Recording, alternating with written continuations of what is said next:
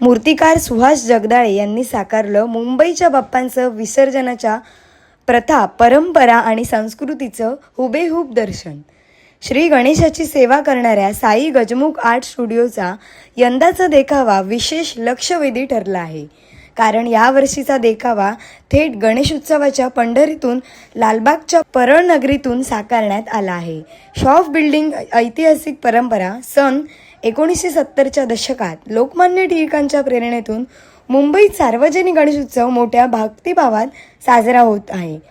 या काळात शॉफ बिल्डिंगच्या रहिवाशांनी विसर्जन मिरवणुकीत गुलाल व पुष्पवृष्टी करण्याची संकल्पना मांडली.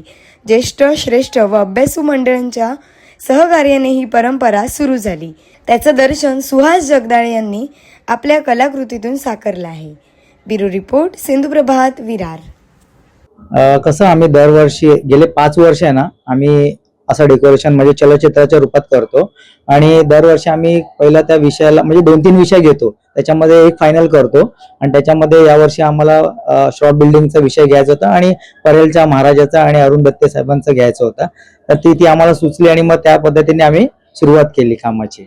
असं याच्यातून काय संदेश देताय तुम्ही लोकांना? याच्यातून संदेश असा आहे की हे आज जवळजवळ 70 वर्ष एक झाली त्या मंडळाला, की अजून ती जुन्या पिढीने दिलेली ती सेवा आहे ती अजूनपर्यंत चालू आहे आणि त्याच्यासाठी आम्ही आमच्या बाप्पाकडे प्रार्थना केली की ही अशी अविरतपणे चालू राहायला पाहिजे ही सेवा. याच्यासाठी आम्ही हा प्रयत्न केलाय छोटासा. तरुणाईला काय संदेश द्यायचा?